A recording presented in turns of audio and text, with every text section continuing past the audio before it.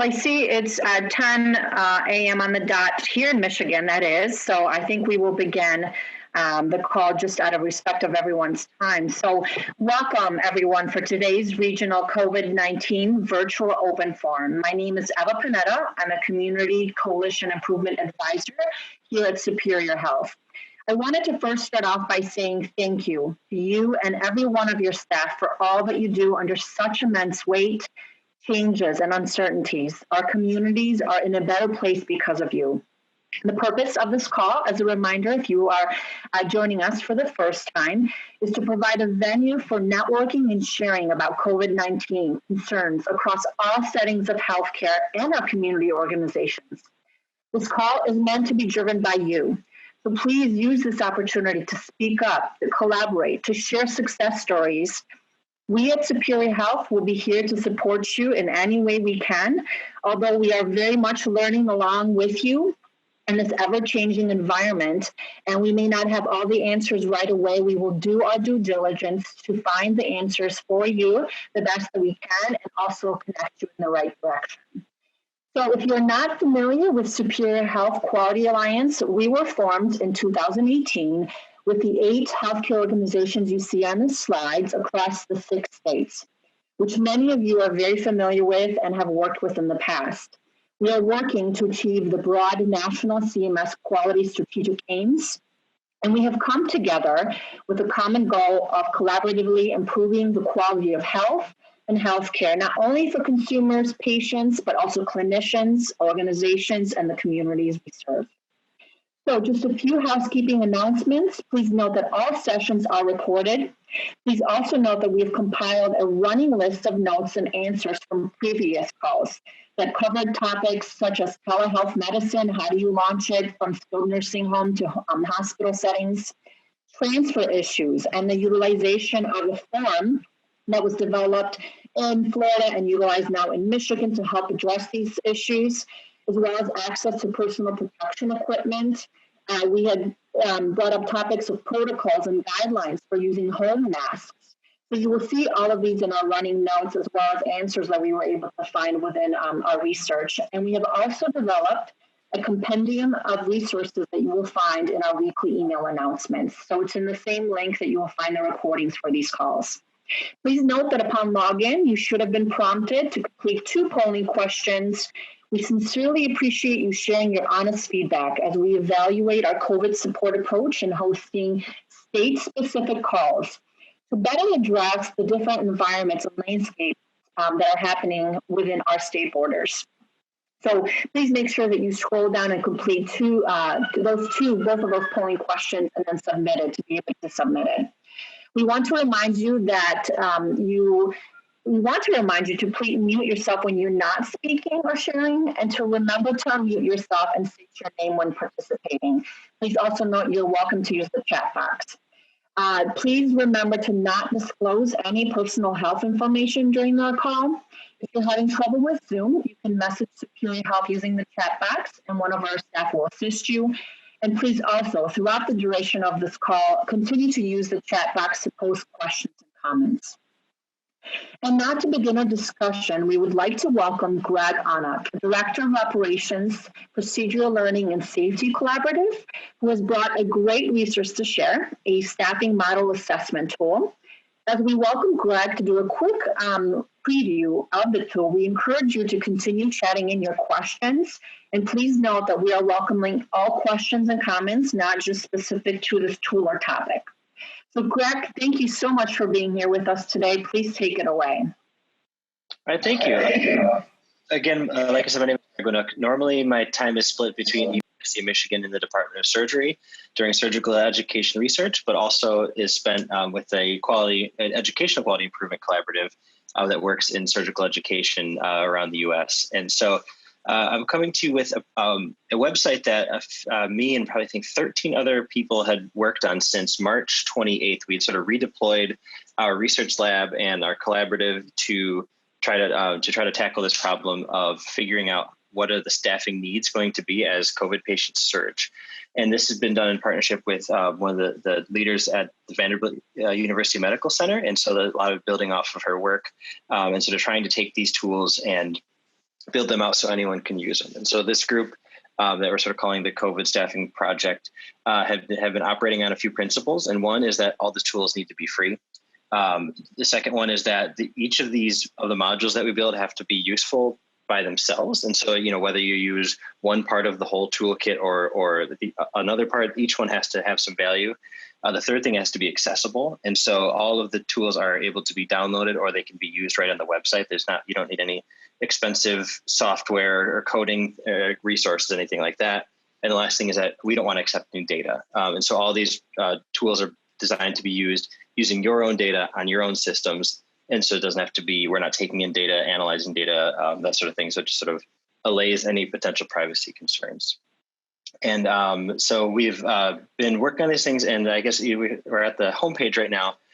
And the ideas that we sort of came to is that the goals that we're trying to do is help hospitals, nursing homes, skilled nursing facilities, systems to be able to project what the frontline staffing needs are going to be, to figure out how they could potentially redeploy clinical teams depending on the size of the team and the skills of the team, and then also be able to protect the health and well-being of providers. And so by doing that, we came up with these modules that are done on the right side. And we can go through a few of these modules. And I think actually up at the top, if you can click on the response planning overview, that's a good place to start. And this is sort of the framework that we came up with for any size system to be able to start thinking about or rethinking about how to plan for a surge of COVID patients. And the three phases of this is to assess the current resources. And so that is staff, supplies, and skills. And so, what can my staff do? The second part is to estimate future needs. And this is, a lot of times it's based on epidemiological data. We are not a team of epidemiologists. And so we sort of leave that up to the experts. And so there's a couple of integrations that we have with other websites that are doing epidemiology to try to predict potential future censuses. And then the third thing is planning the response. And how are you going to actually respond when the first COVID patient gets there, to the difference when the 20th or the 50th or 100th COVID positive patient enters the system. And so if you could go to the toolkit modules, and we'll start sort of there. We're going to start at the staffing projections. And this is a tool that we've been building out, sending out updates to it just about every day. And it's going to pop up here in just a second. And essentially what we want to do is make it flexible. So depending on if you're using data from another resource, like epidemiological data, or if there is, if you have your own data from your own system about estimates. If that's not loading, let me see. Do you think I could share my screen? Yeah, I can do that. Okay. Here it goes. Maybe now there it goes. There it goes. My internet. Okay. Sorry about that. Oh, that's all right. And so this is a module that you can start using to begin to project what are going to be the needs of your system and who is going to be involved in taking care of COVID positive patients. And so this is sort of laid out for a large academic medical center, but all of these parameters can be adjusted. You can adjust the patient to staff ratios. You can adjust the staffing types. And so if it's a skilled nursing facility and it's more so about if you're redeploying people into different roles, you can change all of those names and edit those ratios to sort of fit your place of care. There's other ways to input projected census data. So that's sort of step one. If you click on the advanced toggle switch there are ways to on the left side. Yep. There's ways to sort of estimate, add in different parameters about the number of beds, the proportion of beds that are being used for ICU care versus standard care, and that can also be adjusted based on if you're at a hospital versus a nursing home or something in between. So this is sort of a tool that you could use to look down the road and say, okay, if we expect this many COVID positive patients to be entering our system, what is the day that we have too many patients for the number of nurses and other care providers that we need? And so this is a tool that there's a lot of different ways to play around with that. And if you go back up to toolkit modules, there's also the daily PPE Calculator. And that's another thing sort of that we're thinking of, like the what staff and supplies do we have? And this is a way to go through, and this is a downloadable Excel sheet. that you enter in the different type of staff members that you have at your facility, and then the contacts per patient. And in the sort of step 2, the contacts per patient for each type of care provider.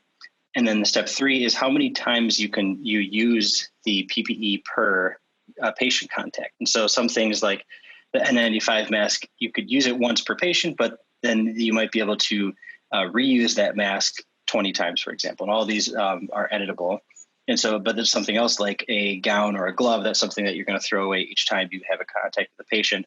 And then the results are in the gray boxes where it shows how many you're going to need based on an expected patient census. And so you can see if we are at 50 non-ICU COVID positive patients, and on this day, this is how much PPE we're going to need. So to start getting some projections down the road.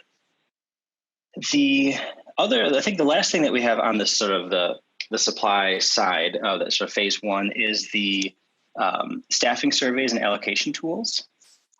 And this is a set of skills surveys. And so if you have multiple types of physicians at a establishment where it's to figure out who has done different tasks that are related to COVID positive patient care. So running a ventilator, doing other procedural things, intubation, that type of thing. And figuring out who has done it or who's capable of doing it right now, who could be trained to do it and who could not be trained to do it at this point. And so you could sort of figure out, can I take these dermatologists and train them on the vent? Does that make any sense? And once you have this survey data, we have these staffing allocation tools that says, okay, now that we know that we have these 10 dermatologists who could be trained on a vent, this is how and where they could be redeployed if we start hitting having a need and having a bottleneck at certain staff levels. Same goes for nursing and mid-level providers as well, and to sort of figure out what skills all of your staff has and what roles can they fill in the sort of standardized COVID patient care team. The next module to look at, so let's go to let's go to the educational modules for ventilator training.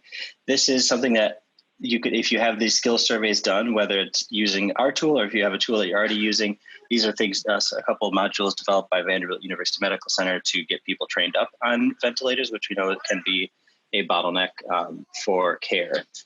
And so this is a way to sort of take that data, say, okay, I see I have this many people who could be trained. We're going to need them in 3 weeks based on the projection data.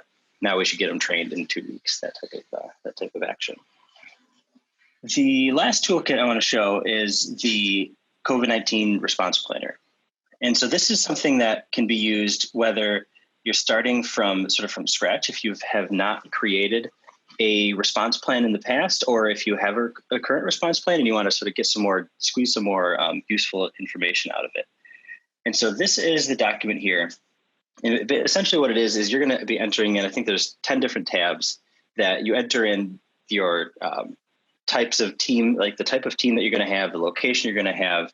For example, if the east wing of your facility is the first place that's going to handle COVID positive patients, and once you hit, let's say you go from 11 to that 12th patient, it opens up the west wing of the facility.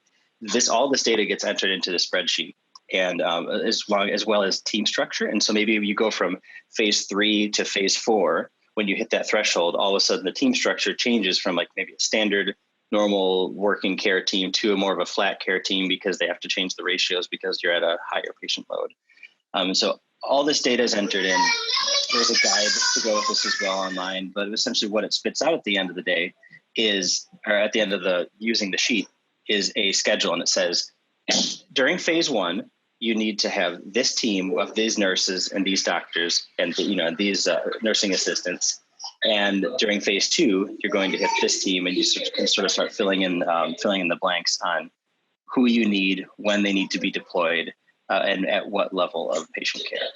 So that's sort of a pretty you can start from scratch or start from a current plan that you already have, sort of input that data to get some of these useful team outputs. And the last thing on the website I want to point out that we have is we have some provider resources, so some provider care resources that can be used, things on provider wellness, just making sure that people are staying healthy. There's some, child care resources, mental health resources, things that we've aggregated from around the internet and people that we've talked with, as well as there's some advice for trainees under the provider care tab, and there's some other volunteer links. And so if there are people looking to volunteer, we tried to link to the different state volunteer websites. This whole site and this whole project is a work in progress. We're really sort of continuing to build the plane as we fly it. And so if anyone has feedback that if they're trying to use these modules and they don't work, or if they don't make sense, or if there's anything that we're completely missing the boat on, we'd love to hear it. It'd be incredibly helpful for others who will be using the tool down the road. But I just really appreciate everyone taking the time to listen today. And if you have any questions, I'm more than happy to talk more. Greg, thank you so much. This is fantastic. To you and your team, during this pandemic, it just continues to amaze me the amount of innovation and collaboration and sharing that happens within the healthcare community. So this is just a perfect example of the wonderful resources available to everyone. So we do have one question coming from a hospital system asking if there are any current hospital system using this tool and if there's any feedback that you've gotten from them. Yeah, so we know one of the tools that's being used the most right now that we're aware of is we call it the TPress. It's the trainee pandemic role allocation tool, and that's under the surveys and allocation tools. And that one has definitely been used a lot for places that have residents, because it's essentially you put in the number of residents you have and the years of residence that they are, and it sort of gives them options on, okay, a cardiology resident could be placed in this role. A PGY-4 surgery resident could be placed in this role. We have Vanderbilt University has also been using the projection models. The first one that we showed with different charts that can sort of show that based on our assumptions on social distancing or not social distancing, this is where we think that the top of the curve is going to be. And there's a lot of other ways to play with this chart to figure out, when do we need to call in volunteer nurses? When do we need to call in the volunteer, nursing assistants? They're using that to gather that data. Thank you. And Greg, we have a lot of skilled nursing homes, and from what the previous calls, many of you had shared concerns related to transfer issue. And from the long-term care perspective, staffing has been of a huge concern, lack of staff availability. So have you had any skilled nursing long-term care facilities utilize this tool to your knowledge and kind of their experience with it? Not to our knowledge yet, but if anyone is planning or thinking about using any of this, and we would personally, it would mean a lot to us to be able to be there right by your side if you have questions or if ways that we can improve it to make it easier for people at skilled nursing facilities. And so we would love to sort of be at a moment's a phone call or whatever to help in rolling that out. Wow, fantastic. So again, if there's a pilot facility from long-term care that would like to kind of learn how to use this tool, a great opportunity and an offer from Greg and his team to help support you on this. We do have a couple questions related to the tool as well. Is this tool only for acute care? It depends on how a lot of it's used. Some of it is sort of flexible, where like the PPE calculator, that's just sort of based on whatever the needs are. And so if you know that in a skilled nursing facility that maybe they're not going to be using as the PAPR hoods, you could nix that and you could put in different parts of the calculator. As far as the other tools, like the projections tools and that sort of thing, with those are our sort of wheelhouse is acute care, but they can all be edited to have different providers, as well as I think we're getting an update on this module today that's going to have hospital like non-COVID positive inpatients versus acute care COVID positive patients. So they are a little bit flexible, but it would be something to play around with. Wonderful, thank you. Additional questions. How does the tool define care partner? Right now, it is just a role.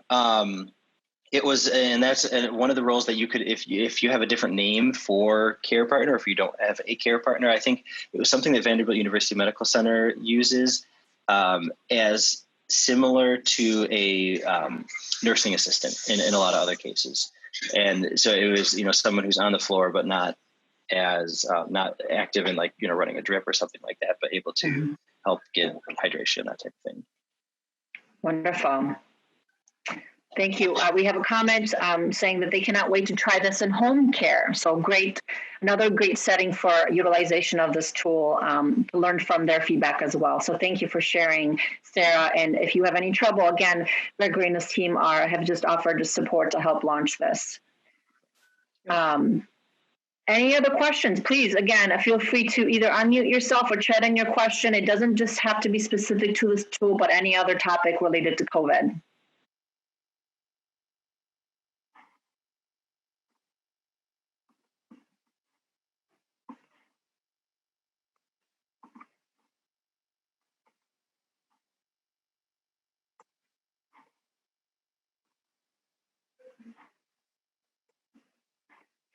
Greg, I know I have one question, if I may, while we wait for others to reach out.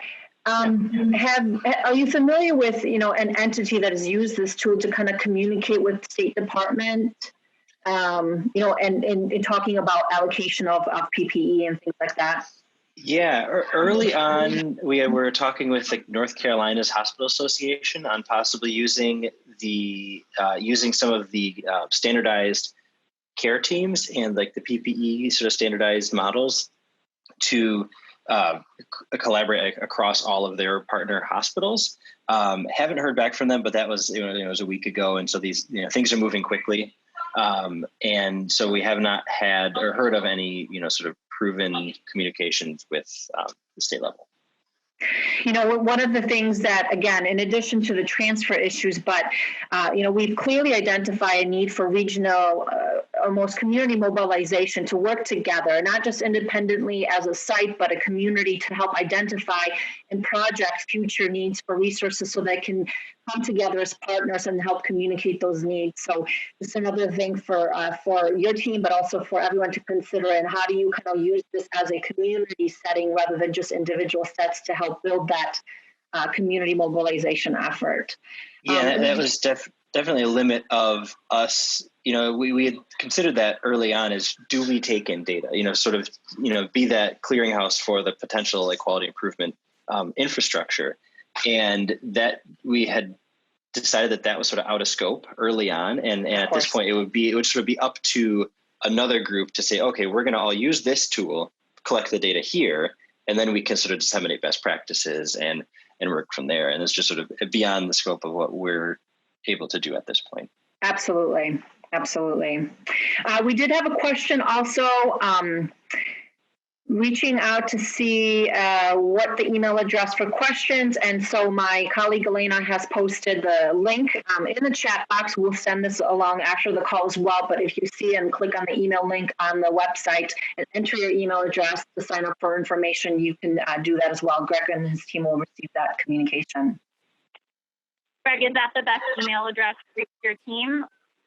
Yeah, that goes to me and a few other people. And so one of us, me or some of the more technical clinical people, can always answer the questions too. I just put it in the chat. Wonderful, thank you. A few more other questions. So we have SNF partners. Could they use this tool? I believe so. If we would love to see if anyone does try something and says, well, this doesn't work for SNFs, could you change this part of the tool, or is this something that's flexible? We would love to. We have people who are able to work on that. Again, I don't know personally if any SNF that has made actually used anything throughout the whole toolkit, but we'd love to help someone. Our goal sort of setting out was to help at least one place, and we know that Vanderbilt's using this stuff, and then we've heard of a few other places that have been using the tools, and so the more people that we can potentially help, the better. Wonderful, thank you. Another question: what does it? Also, does this take into consideration crisis standards of care? Yeah, so the in some of, I think all the projectors have a sort of a normal mode table and then a crisis mode table. Wonderful. And so those are all adjustable. And so if you know that because, maybe staff to patient ratios are relaxed in crisis mode, that you can enter in different values, that instead of like a 1 to 2 critical care nurse to patient ratio, you can go 1 to 4 or something like that. So that's another staffing projections. Fantastic. Yeah. And I know in terms of the state efforts, I'm sure you're all familiar, at the state, but also national level, each state has been collecting staffing availability to help kind of allocate staffing in different regions and hotspots. We also wanted to let you know we're working with states also to help support long-term care model and staffing as well. We're working with the state to see if we can develop that similar collection of staffing. If maybe one region is really in need of support, how we can help alleviate through, sharing of staff across the states as well. So I wanted to share that as well. I don't see any other questions from the chat box, but again, please feel free to chat in or share comments, questions that you may have. Again, it doesn't just have to be related to this tool. Any topic is open for discussion today. Yeah, and also I'd like to add, if there's anyone else that that could share, you could share this tool with, we're more than happy to talk to more people about it, different states, different types of care facilities. We just want to see if we can get this tool in as many people's hands, and we're want to sort of let hopefully help patients be cared for better, help the providers be cared for better, to help people to feel a little more secure when they're preparing for the surge and potential future outbreaks, that type of thing. Absolutely. And, on that note, we all have seen the news and talking about hitting the peaks in different states at different points, but also the talk of this hitting again potentially in the fall, and with folks traveling from some of the cities to rural health. One of the concerns from the rural health perspective has been the potential surge of people coming to smaller rural health hospitals. So I think this is a great, fantastic tool even for rural health facilities to start using and preparing, just to ensure that you have a plan in place. There was a comment saying, could you send out a summary of the tool so that if we can share this webinar and the tool, we could have a teaser explaining it. Greg, is there, I see at the homepage, I believe there are tutorials, is that correct? Or is that like a one-stop guide? Yeah, there's a lot of the toolkits have like guides. That's step 1, step 2, step 3. There's a couple that have a video walkthrough. I think, so the user guide for the response planner. I could send over. I could send a 1-paragraph blurb about what we're trying to do here, if that is helpful. I think that would be tremendously helpful. We will have the recording available, of course, for everyone, but having that opening remark to kind of see what this is and how to use it, that would be fantastic.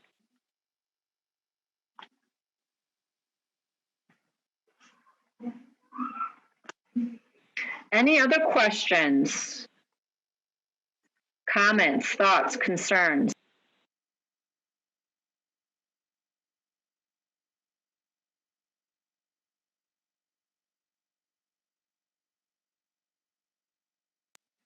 Just a reminder, if you are trying to speak through your phone, making sure that you unmute yourself before speaking.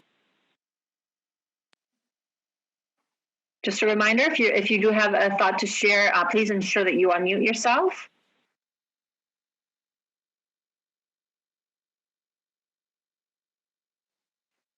Elena, do you see any comments in the chat box that I'm missing potentially? One just came in. I wanted to let you know that it was an excellent tool, and they're really happy that you're sharing it so freely and are willing to work on adapting it with others. So thank you so much, Greg. Yeah, thank you all, and thank you all for doing the work you're doing. That is much more hands-on and the real work out there. So we appreciate it.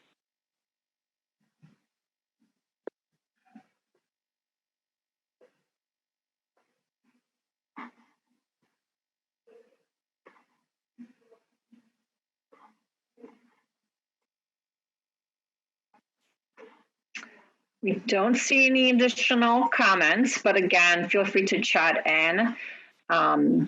As we kind of, give it a couple more seconds to kind of see if there's any additional questions. We wanted to remind everyone, we do have a running compendium of resources. This will be included in there as well, of course. But if there's anything else that you need, it doesn't just have to be during the duration of the regional call. Please email us as well. Elena will share our email address. If there's ways or topics also, if there's any focused topics that you would like to see in future calls, please email us and we will bring that up, and maybe potentially what we're trying to do is align speakers like Greg to kind of help bring some of the new resources happening in the field. We've received fantastic positive feedback so far. So Greg, thank you so much again to you and your team for supporting those and sharing this tool widely. Here's the email addresses of the colleagues in each of your states to contact and propose any topics or concerns or any potential future topics for our future calls. We will see you all again next week. I don't see any additional comments, so we want to be respectful of your time. It's 10:30. We hope you will continue to join us, share widely with your teams. You will see the next call, if you haven't already done so, seen it in our announcements, a link to the recording for today in resources. So thank you all from Superior Health Quality Alliance for joining as well. Thank you for all of you for all that you do. Greg, to your team as well for the innovation and the collaboration that you've brought here today. We hope that you will join us next week in our regional COVID call. So God bless everyone and thank you again. Cool. Thank you all.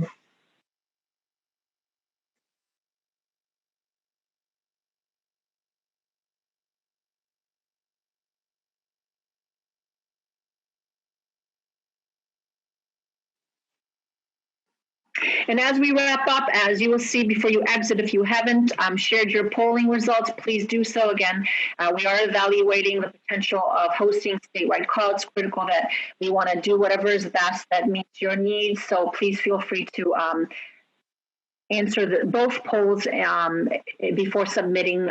You will not be able to submit the poll if you have not completed both. So make sure you scroll down. And thank you so much for sharing your feedback as well.